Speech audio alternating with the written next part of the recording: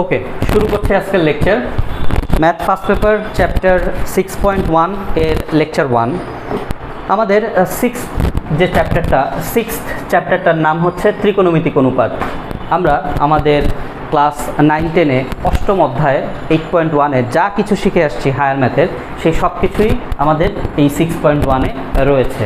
অর্থাৎ আমরা যে বৃত্তীয় কোণ, ষাটমূলক কোণ, degree, radian, minute, second, s = r θ, এই যে যা কিছু শিখে আসছি সব কিছু এখানে রয়েছে।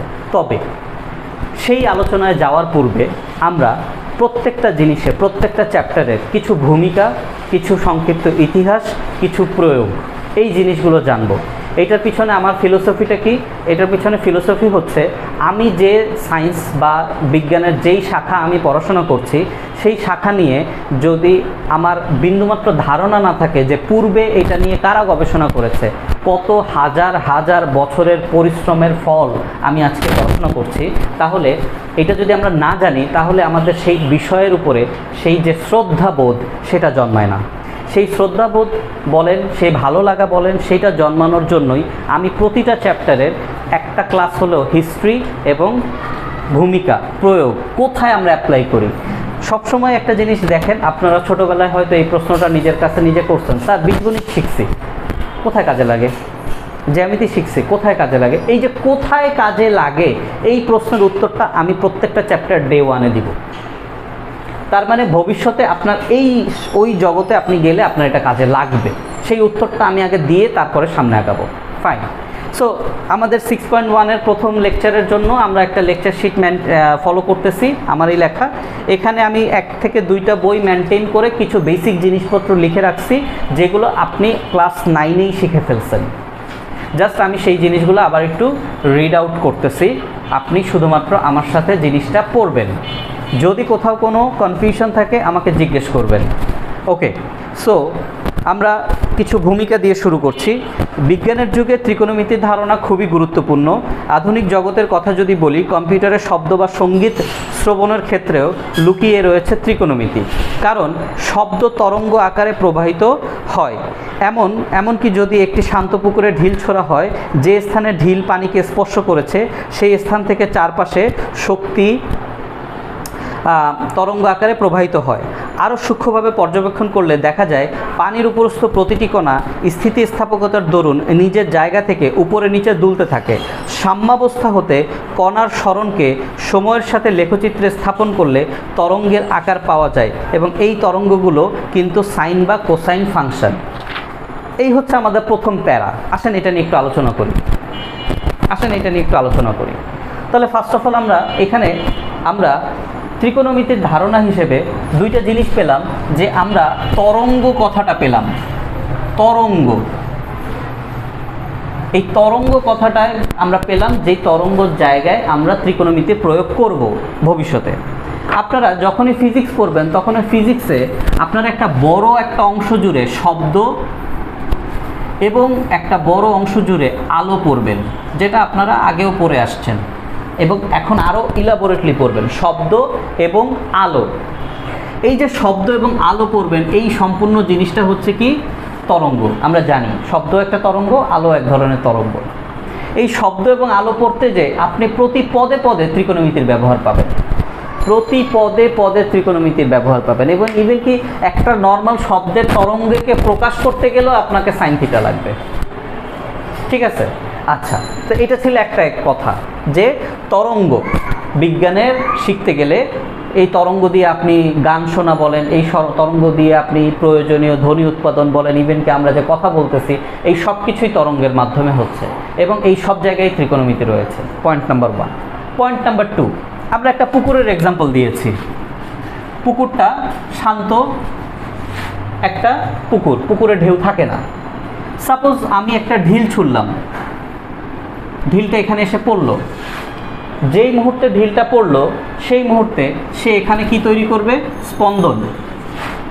এবং যার ফলে এই জায়গা থেকে পানিটা আন্দোলিত হওয়া শুরু করবে, এবং তার চারপাশে কি হবে? শক্তি ছড়িয়ে পড়বে, এবং সে যে ফরমেশনটা করে, সেই ফরমেশনটা একটা সাইন কার্ভের মতো, সাইন গ্রাফের মতো। এই যে বললাম সাইন গ্রাফের মতো, এই কথাটা বুঝবো 6.3-তে যে যে সাইনের গ্রাফ দেখতে কেমন। ঠিক আছে, আপাতত একটা প্র্যাকটিক্যাল এক্সাম্পল বলি। ধরেন আমরা এইখানে একটা লোহা গাড়লাম, হুক, আমি এখান থেকে রশি টানলাম। এখন আমি ছোট বল একটার পর একটা ছিদ্র করে আমি এই রশির ভিতরে প্রবেশ করালাম। ঠিক আছে, তাহলে সেটা দেখতে কেমন হবে? দেখতে হবে এই হচ্ছে আমার দেয়াল, এই হচ্ছে আমার দেয়ালের হুক, এবং এখান থেকে আমি একটা এই যে রশি আটকিয়েছি, এবং এখানে আমি অনেকগুলো বলকে কানেক্ট করেছি। ঠিক আছে, এখন আমি এই রশিটা ধরে যদি আমি ঝাঁকি দেই, উপরে নিচে ঝাঁকি দেই, তাহলে একটু কল্পনার চোখে চিন্তা করেন তো, আমাদের কি কার্ভ তৈরি হয় না? এই যে কার্ভ তৈরি হয়, এই কার্ভটা দেখতে কেমন? এই কার্ভটা দেখতে এরকম হবে, এবং এই কার্ভটার ভিতরে আমার এই বলগুলো রয়েছে। Yes or no? বলগুলো রয়েছে। তাহলে বলগুলো প্রথমে কি অবস্থায় ছিল? এই অবস্থায়। এই অবস্থাটাকে আমরা বলছি সাম্যাবস্থা। এই অবস্থাটাকে আমরা কি বলছি? সাম্যাবস্থা। তার মানে এই পানির কণার সাথে এখন এটাকে কম্পেয়ার করেন। পানির কণাগুলো ঢিল ছোলার পূর্বে কি অবস্থায় ছিল? সাম্যাবস্থায় ছিল, এই অবস্থায় ছিল। আমি এই বলগুলোকে পানির কণার সাথে তুলনা করেন। যেই মুহূর্তে আমরা ঢিল ছুড়লাম, ঢিলটা যখনই স্পর্শ করলো, সেই মুহূর্তে আন্দোলন তৈরি হলো, এবং পানির কণাগুলো কি করলো? আপ অ্যান্ড ডাউন, উপরে নিচে হচ্ছে। পানির কণাগুলো কি হচ্ছে? উপরে নিচে যাচ্ছে, এবং এই উপরে নিচে যাওয়ার কারণে তারা একটা কি তৈরি করে? তরঙ্গের সৃষ্টি করে, রাইট? ঢেউয়ের সৃষ্টি করে। আমরা তরঙ্গ না বুঝলেও ঢেউ কথাটা বুঝতেছি, তাই না? এই যে ঢেউয়ের সৃষ্টি করছে, এই ঢেউটা বা এই তরঙ্গটাকেই আমরা পরবর্তীতে ম্যাথসে অ্যান্ড ফিজিক্সে প্রকাশ করব সাইন বা কোসাইন ফাংশন দ্বারা, অর্থাৎ ত্রিকোণমিতিক ফাংশন দ্বারা আমরা প্রকাশ করব।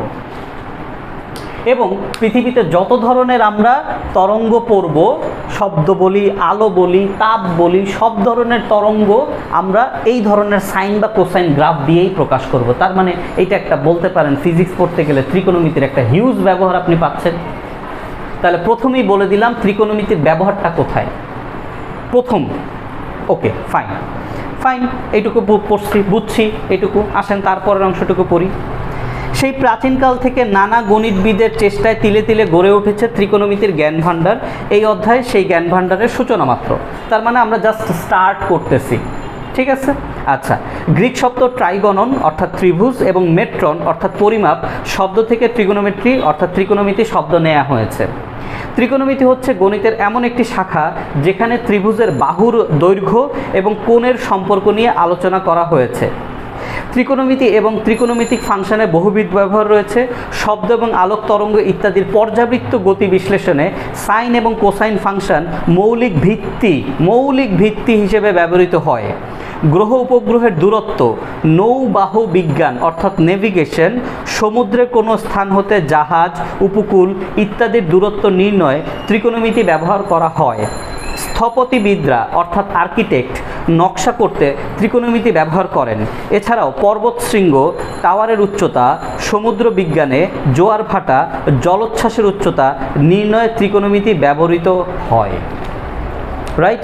সো এখানে আমরা প্রথমেই বলে দিলাম যে ত্রিকোণমিতির ব্যবহারটা কোথায়। আমরা যখনই আমাদের ভবিষ্যৎ জীবনে এই সকল ফিল্ডে যাব, ত্রিকোণমিতির যখন এই ভবিষ্যতে এই সকল ফিল্ডে যাব, তখন আমরা দেখব ত্রিকোণমিতির হিউজ ব্যবহার। তখন নিশ্চয়ই তোমাকে কেউ বসে বসে ত্রিকোণমিতির বাহু আর কোণের সম্পর্ক শিখাবে না, শিখাবে তখন just advance part, right? So তোমার ফিউচার কোন দিকে হতে যাচ্ছে কেউ জানে না। দ্যাটস ওয়াই তোমাকে আমরা অনেক কিছুর বেসিক শিখিয়ে রাখতেছি, সেই বেসিকের উপরে কোনো একটা অংশের উপরে তুমি ভবিষ্যতে এক্সপার্ট হবা, রাইট? তবে এই প্যাসেজ বা এই অনুচ্ছেদের একটা মোস্ট ইম্পর্টেন্ট পয়েন্ট হচ্ছে ত্রিকোণমিতি মানে হচ্ছে ত্রিভুজের বাহু এবং কোণের সম্পর্ক। বলেন, এক কথায় বলা যায় না এটা? ত্রিভুজের বাহু ও কোণের মধ্যবর্তী যে সম্পর্ক, সেই সম্পর্কটার মানেই হচ্ছে ত্রিকোণমিতি, রাইট? বাহু এবং কোণের সম্পর্ক, কি সম্পর্ক, কিভাবে আসছে, সেগুলো নিয়ে আমরা পরে আলোচনা করব। কারণ আমরা যেহেতু একটা জিনিস বুঝলাম, ট্রিগোনোমেট্রি ইংরেজিতে যদি এটাকে আমরা ভাঙি, তাহলে আমরা যেহেতু পাচ্ছি দুটি গ্রিক শব্দ, ট্রাইগনন অ্যান্ড মেট্রন, অর্থাৎ ত্রিভুজ এবং পরিমাপ। তার মানে ত্রিভুজে কি আছে, তিনটা বাহু আছে, তিনটা কোণ আছে। তার মানে ত্রিকোণমিতি মানে অবশ্যই ত্রিভুজের বাহু এবং কোণের সম্পর্ক। কেমন সম্পর্ক পরে শিখব। ফাইন। সো এটা ছিল আমাদের ছোট্ট ত্রিকোণমিতির একটা ভূমিকা। এরপরে আসি আমরা ইতিহাস। ইতিহাসটা কেন জানা দরকার, যেটা আমি একটু আগেও বলেছি। ইতিহাসটা জানা দরকার এই কারণে যে আমরা যত বেশি না, আমরা অ্যাটলিস্ট অল্প করে হলেও প্রত্যেকটা বিষয়ের একটু ইতিহাসটা জেনে রাখবো। ইতিহাসটা জানলে সুবিধাটা কি, যে আমার এই সাবজেক্টের পিছনে আজ পর্যন্ত এত এত এত এত বিজ্ঞানী এত এত হাজার হাজার বছর ধরে গবেষণা করে গেছে, তাহলে এই চ্যাপ্টারটার প্রতি, এই সাবজেক্টের প্রতি আমার একটু হলেও রেসপেক্ট বোধ জন্মাবে। যদি আমরা যে জিনিসটা পড়াশোনা করছি, যে জিনিসটা জানতে চাচ্ছি, সেটার প্রতি যদি আমার আগ্রহ না থাকে, রেসপেক্ট বোধ না থাকে, তাহলে সেটা কখনোই আমার ভিতরে প্রবেশ করবে না। আমি শুধুমাত্র ওই পরীক্ষার জন্যই ওইটুকু শিখতে পারবো।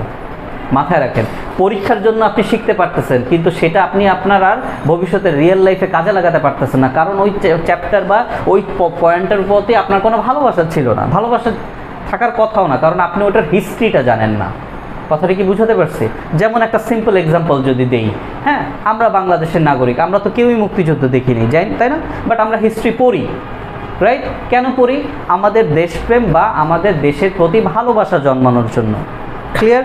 যদি আপনি চিন্তা করেন আপনার বই বা আপনার সিলেবাস থেকে টোটাল মুক্তিযুদ্ধ থেকে শুরু করে সকল হিস্ট্রিকে সরায় দেওয়া হয়েছে, সো দেশ বা দেশের প্রতি আপনার কোনো ভালো লাগা, ভালোবাসা জন্মাবেই না, রাইট?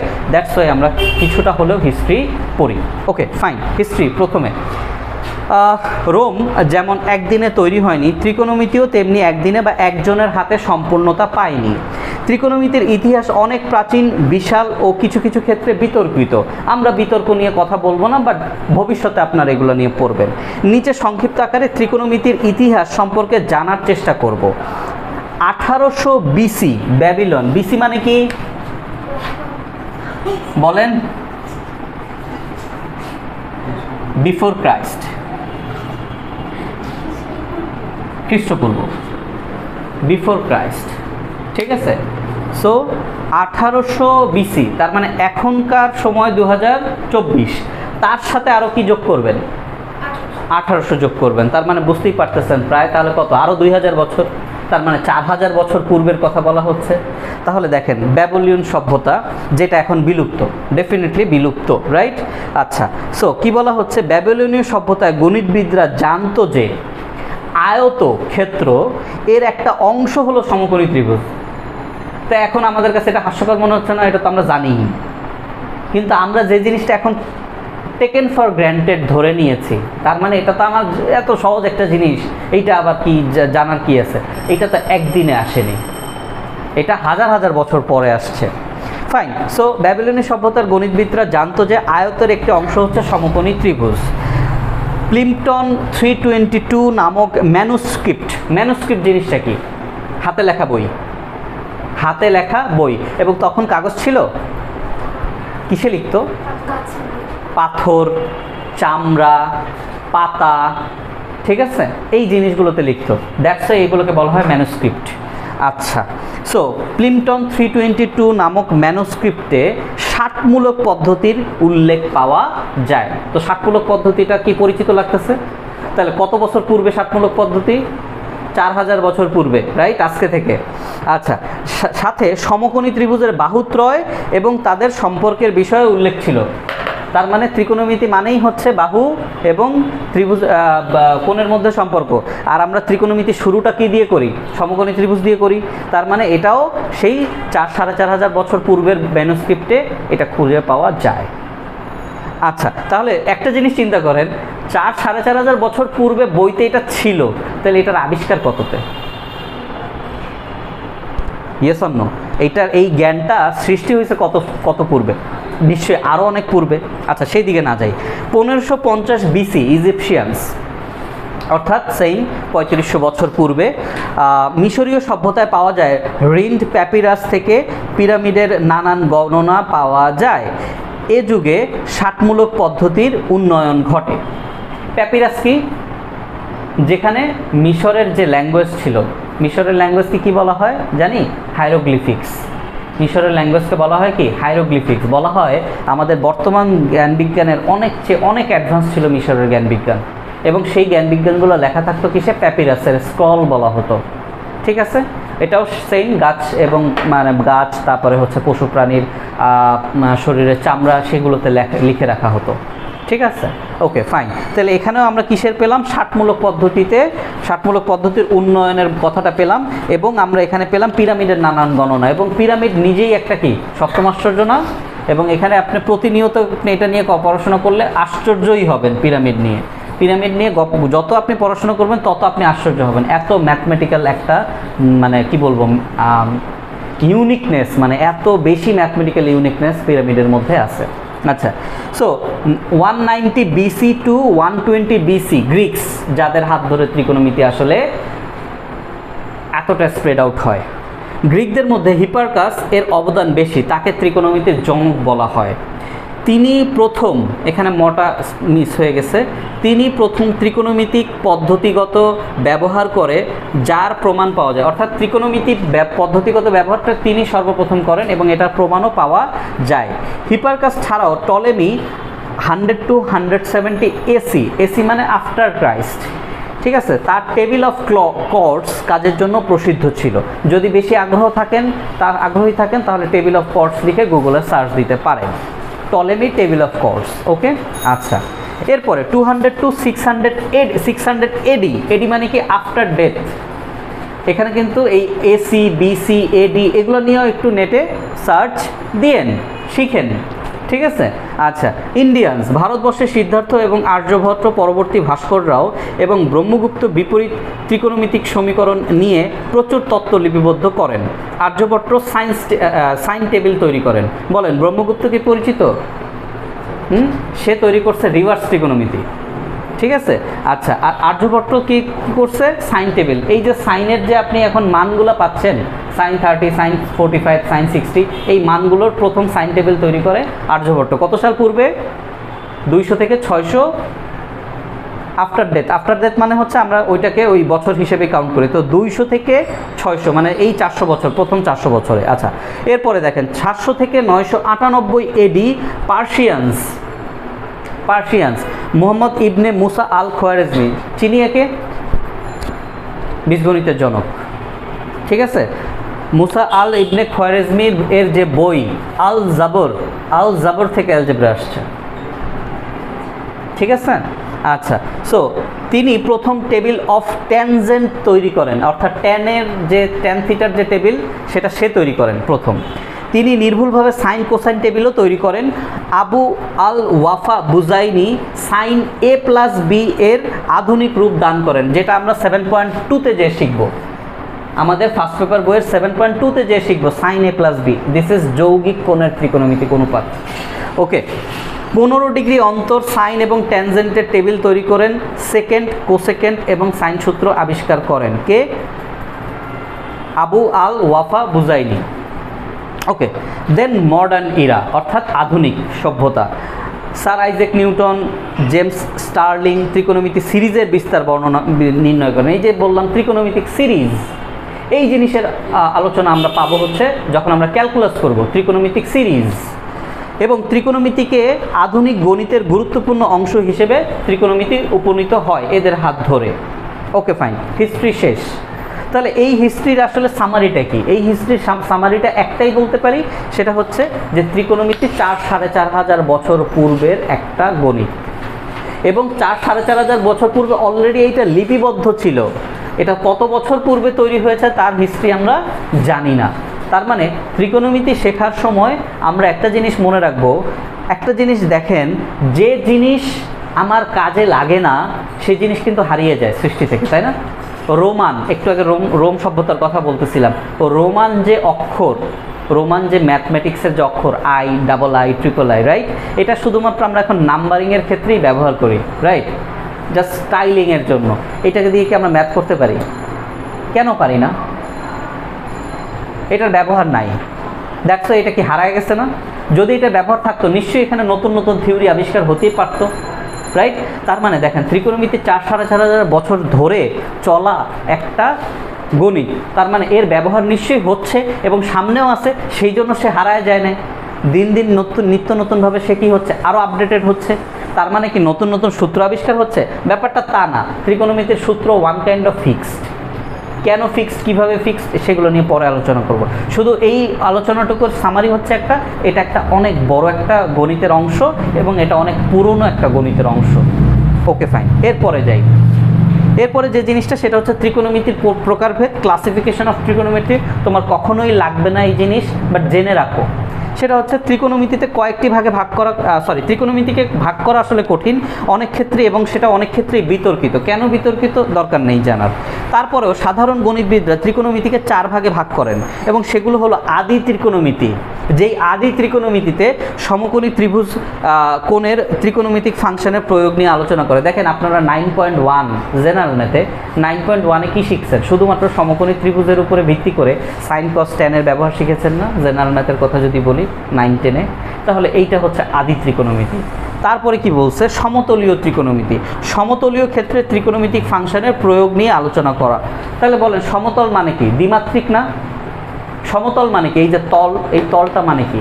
দুইটা মাত্রা, এক্স অ্যান্ড ওয়াই। এই এক্স অ্যান্ড ওয়াই নিয়ে আমরা আমাদের 6.1 6.2-তে আলোচনা করব। এরপরে গোলীয় ত্রিকোণমিতি। গোলীয় ক্ষেত্রে ত্রিকোণমিতিক ফাংশনের প্রয়োগ নিয়ে আলোচনা করেন। তাহলে গোলীয় কোনো কিছু, এটা কি 3 ডাইমেনশনাল না? আমাদের ইন্টারমিডিয়েট লেভেলেও গোলীয় ত্রিকোণমিতি বা ত্রিমাত্রিক ত্রিকোণমিতির কোনো এক্সিস্টেন্স নাই। আমরা এটা আরও বড় ক্লাসে যে শিখবো, বাট আমি জাস্ট এখানে জানায় রাখলাম। আমরা ত্রিমাত্রিক ত্রিকোণমিতির একটা ছোট্ট আলোচনা রাখবো, সেটা হয়তো নেক্সট ক্লাসে আমি বলবো। লাস্ট, অ্যানালিটিক্যাল ত্রিকোণমিতি। লেখচিত্রের ত্রিকোণমিতিক ফাংশন নিয়ে আলোচনা করে। এটার পাশে লিখেই রাখতে পারেন 6.3। অ্যানালিটিক্যাল ত্রিকোণমিতি নিয়ে আমরা আলোচনা করব আমাদের 6.3-তে। ঠিক আছে? Okay fine. এটা ছিল আমাদের ত্রিকোণমিতির প্রকারভেদ। সো এটা নিয়ে আলাদা করে আর আলোচনা করার কিছু নেই। এরপরে হচ্ছে চতুর্ভাগ বা চৌকোণ, কোয়াড্রেন্ট। এটা সবাই জানি আমরা। পরস্পরছেদী দুটি লম্ব সরলরেখা অর্থাৎ অক্ষরেখাদ্বয় দ্বারা কার্টেসীয় সমতল 4টি ভাগে বিভক্ত হয় এবং এদের প্রত্যেকটি অংশকে চতুর্ভাগ বা চৌকোণ বা কোয়াড্রেন্ট বলে। এবং সমতলের এক্স ও ওয়াই, এক্স প্রাইম ও ওয়াই, এক্স প্রাইম ও ওয়াই প্রাইম এবং এক্স ও ওয়াই প্রাইম অংশগুলোকে যথাক্রমে প্রথম, দ্বিতীয়, তৃতীয় এবং চতুর্থ চতুর্ভাগ আমরা বলতেছি। তাহলে এখানে একটা ব্যাপার আছে যে আমরা এইটাকে প্রথম বলতেছি, এটাকে দ্বিতীয়, এটাকে তৃতীয়, এটাকে চতুর্থ, বাট কিসের উপরে ভিত্তি করে বলতেছি? অ্যান্টি ক্লকওয়াইজ রোটেশনের উপরে ভিত্তি করে। Yes or no? Anti clockwise রোটেশনের উপরে ভিত্তি করে আমরা ফার্স্ট, সেকেন্ড, থার্ডকে চিহ্নিত করছি। এবং এই যে ও এক্স, এই ও এক্সটাকে আমরা কি বলতেছি? Principal Axis, right? পড়েছে কি না এই জিনিসগুলো? প্রধান অক্ষ, বা আরও ভালোভাবে বোঝার জন্য ঘড়ির কাঁটার ফিক্সড পয়েন্ট, রাইট?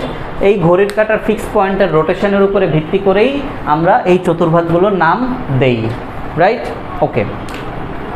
এরপরে আমরা এটা একটু আলোচনাটা খুব গুরুত্বপূর্ণ, দ্বিমাত্রিক কোণ। অর্থাৎ আমরা এখানে চৌকোণ বলতে বা চতুর্ভাগ বলতে কি বোঝাচ্ছি? X axis, Y axis. মাত্রা কয়টা? 2টা। Yes or no? তার মানে আমরা ত্রিকোণমিতিতে বাকি যাবতীয় যত কিছু ক্যালকুলেশন এই জায়গায় করি কিনা? আমরা 9-10-এর হায়ার ম্যাথে 8.3-তে যে শিখে আসছি রোটেশন, কোণের রোটেশন, সব কি এইটাই শিখে আসছি কিনা? তার মানে আমরা দ্বিমাত্রিক কোণ অলরেডি জানি। সেটা অলরেডি জানি। কিন্তু এই দ্বিমাত্রিক কোণের ভিতরে আবার ক্লাসিফিকেশন রয়েছে। একটা হচ্ছে জ্যামিতিক কোণ এবং আরেকটা হচ্ছে ত্রিকোণমিতিক কোণ। এই জিনিস দুটো জানাটা খুব জরুরি। কি বলা হচ্ছে? দ্বিমাত্রিক কোণ 2 প্রকার, যথা জ্যামিতিক কোণ এবং ত্রিকোণমিতিক কোণ। জ্যামিতিক কোণ কি জিনিস? যদি দুইটি সরলরেখা এসে একটা বিন্দুতে এসে মিলিত হয়, দুইটি সরলরেখা এসে একটা বিন্দুতে মিলিত হয়েছে, সরলরেখা, রশ্মি, রেখা, হোয়াটএভার, তাহলে সেই সরলরেখার মিলিত স্থানে 2টা কোণ তৈরি হয়। Yes or no? এই 2টা কোণকে আমরা বলবো কত? বলবো কি? জ্যামিতিক কোণ। এই 2টা কোণকে আমরা কি বলবো? জ্যামিতিক কোণ। এখন একটা জিনিস হচ্ছে, জ্যামিতিক কোণের লিমিট কত? 0 থেকে 360 ডিগ্রি। জ্যামিতিক কোণ এর বাইরে যেতে পারবে না, কারণ জ্যামিতিক কোণের সীমা বৃত্ত 0 to 360 ডিগ্রি। এর বাইরে জ্যামিতিক কোণ যেতে পারবে না। সো আসো পড়ি কি বলা হচ্ছে, দুটি সরলরেখা বা রশ্মি একটি বিন্দুতে মিলিত হলে মিলন বিন্দুতে দুটি কোণ উৎপন্ন হয়, এই দুটি কোণকে বলা হয় জ্যামিতিক কোণ। সো এখানে এই যে ও এক্স ও ওয়াই রশ্মি দুটি মিলিত হয়েছে, তার ফলে থিটা কোণ হয়েছে 60 ডিগ্রি এবং থিটা প্রাইম হয়েছে কত 300 ডিগ্রি, কারণ 360 ডিগ্রি থেকে আমরা মাইনাস করেছি 60 ডিগ্রি, রাইট। এখন তাহলে এইখানে একটু খেয়াল করি, যেমন এটাকে আমরা কি বলতেছি 60 ডিগ্রি, এটাকে আমরা কি বলতেছি 300 ডিগ্রি, রাইট। এখন এই 60 ডিগ্রি যদি কোনো কোণ জ্যামিতিক কোণ 0 থেকে বড় এবং 180 থেকে ছোট হয়, তখন সেটাকে আমরা কি বলি কোণ, তখন আমরা সেটাকে কি বলি কোণ। আর যদি কোনো জ্যামিতিক কোণ 180 ডিগ্রি থেকে বড় এবং 360 ডিগ্রি থেকে ছোট হয়, তখন সেটাকে কি বলি প্রবৃদ্ধ কোণ। পড়েছি 9-10-এ, তখন সেটাকে কি বলি প্রবৃদ্ধ কোণ। আর যদি থিটা এর ভ্যালুটা সরাসরিভাবে 180 ডিগ্রি হয়, তখন সেটাকে কি বলি সরল কোণ, তখন সেটাকে কি বলি সরল কোণ। তাহলে জ্যামিতিক কোণের কথায় বলতেই হয় যে জ্যামিতিক কোণ 0 থেকে 360 ডিগ্রি পর্যন্ত হবে, জ্যামিতিক কোণ 0 ডিগ্রি থেকে 360 ডিগ্রি এর মধ্যে থাকবে এবং জ্যামিতিক কোণ কখনোই ঋণাত্মক হতে পারে না, জ্যামিতিক কোণ কখনোই কি হতে পারে না ঋণাত্মক হতে পারে না। এখন তুমি জ্যামিতিক কোণকে যদি ত্রিকোণমিতিক কোণের সাথে মিলায় ফেলো তাহলে তো প্রবলেম, কারণ ত্রিকোণমিতিক কোণ আমাদের ঋণাত্মক হতে পারে, ত্রিকোণমিতিক কোণ আমাদের 1500, 1600, 1700, 2100 ডিগ্রি হতে পারে, রাইট। এখন তুমি যদি বলো স্যার 360 ডিগ্রির পরে তো আর ডিগ্রি নেই, ওইটা জ্যামিতিক কোণে নাই, ত্রিকোণমিতিক কোণে অসীম পর্যন্ত আছে, ত্রিকোণমিতিক কোণে অসীম পর্যন্ত আছে, রাইট। তাহলে আমরা ত্রিকোণমিতিক কোণ নিয়ে পড়াশোনা করি। ত্রিকোণমিতিক কোণে কি রয়েছে, ত্রিকোণমিতিক কোণে কি রয়েছে, যে আমরা একটু আগে চতুর্ভাগ বলেছি, রাইট, একটু আগে চতুর্ভাগ বলেছি, X O X prime and Y O Y prime, এটা হচ্ছে আমাদের কি চতুর্ভাগ বা চৌকোণ, রাইট। আচ্ছা, তাহলে আমরা কি বলছি, একটি স্থির অবস্থানকে কেন্দ্র করে ত্রিকোণমিতিক কোণের সংজ্ঞা, একটি স্থির অবস্থানকে কেন্দ্র করে একটি ঘূর্ণায়মান রশ্মি তার আদি অবস্থান থেকে শেষ অবস্থান আসতে যে কোণ উৎপন্ন করে তাকে ত্রিকোণমিতিক কোণ বলা হয়। আসেন একটু বুঝাই, মাথায় রাখবেন ত্রিকোণমিতিক কোণের সদা সর্বদা আদি অবস্থান হচ্ছে ও এক্স, তার মানে প্রিন্সিপাল এক্সিস। ত্রিকোণমিতিক কোণের আদি অবস্থান সদা সর্বদা ও এক্স, কখনোই ও এক্স ব্যতীত অন্য কিছু হইতে পারে না। ধরেন আমি এখানে একটা রেখা আঁকলাম বা রশ্মি আঁকলাম, নাম দিলাম তার ওপি। এখন আমি এই ওপি রেখা পর্যন্ত যেতে চাই, তাহলে আমার যাত্রাটা শুরু করতে হবে কোথা থেকে, ডেফিনেটলি ও এক্স থেকে। এখন আমি কিভাবে যাব, ঘড়ির কাঁটার দিকে ঘুরে যাব না ঘড়ির কাঁটার বিপরীত দিকে ঘুরে যাব, সেটার উপরে আমার ধনাত্মক এবং ঋণাত্মক বিষয়টা ডিপেন্ড করে, ইয়েস অর নো। যেটা আমাদের এখানে পয়েন্টে বলা আছে যে ঘূর্ণন যদি ঘড়ির কাঁটার দিকে হয় তাহলে সেটা হবে ঋণাত্মক কোণ, আর ঘড়ির কাঁটার বিপরীত দিকে হয় তাহলে সেটা কি হবে ধনাত্মক কোণ, রাইট। এখানে একটু লেখা মিস গেছে, দেখেন, আর ঘড়ির কাঁটার বিপরীত দিকে, তারপরে একটু লেখা ছিল, এটা আপনার লিখে নেন, ঘড়ির কাঁটার বিপরীত দিকে হলে কি হবে ধনাত্মক কোণ, বিপরীত দিকে তারপরে শুধুমাত্র ধনাত্মক কোণ, শব্দ দুইটা একটু লিখে রাখেন, বিপরীত দিকে হবে ধনাত্মক কোণ, বিপরীত দিকে হবে ধনাত্মক কোণ, ঠিক আছে। আচ্ছা, তাহলে এখন চিন্তা করেন, আমরা যদি আদি অবস্থান, আমাদের সংজ্ঞাটা করেন, একটি স্থির অবস্থানকে কেন্দ্র করে একটি ঘূর্ণায়মান রশ্মি, তাহলে দেখেন এই যে ওপি, এই ওপিটা কি ঘূর্ণায়মান রশ্মি, ওপিটা কি বিভিন্ন দিকে যেতে পারে, ওপিটা কি ঘূর্ণায়মান রশ্মি। তাহলে ওপিটা তার আদি অবস্থান থেকে ধরেন এখান থেকে এই দিকে ঘড়ির কাঁটার বিপরীত দিকে আসলো, ধরেন এটাকে আমি θ1 ধরছি, যেহেতু বিপরীত দিকে আসছে সেটাকে আমি অবশ্যই প্লাস দ্বারা চিহ্নিত করব। তাহলে সে ও এক্স থেকে দ্বিতীয় চতুর্ভাগে আসছে, ও এক্স থেকে দ্বিতীয় চতুর্ভাগে আসছে, রাইট। আচ্ছা, এই সেম জিনিসটাই যদি আমরা এভাবে চিন্তা করি, যে ঘড়ির কাঁটার দিকের কথা যদি চিন্তা করি, ঘড়ির কাঁটার দিকে যদি সে 120 ডিগ্রি মুভ করে, ঘড়ির কাঁটার দিকে যদি সে 120 ডিগ্রি মুভ করে, তাহলে অবশ্যই আমরা কি বলবো -120 ডিগ্রি। কেন? কারণ সে ঘড়ির কাঁটার দিকে মুভ করেছে, রাইট, ঋণাত্মক দিকে মুভ করেছে, সে নেগেটিভ রোটেশনে সে হয়েছে, ঠিক আছে।